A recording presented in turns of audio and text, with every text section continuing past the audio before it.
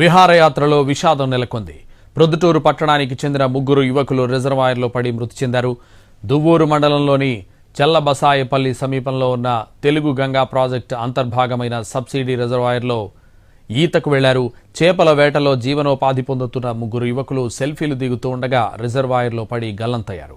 సమాచారం అందుకున్న వెంటనే రిజర్వాయర్లో గాలింపు చేపట్టిన పోలీసులు ముగ్గురు యువకుల మృతదేహాలను వెలికితీశారు.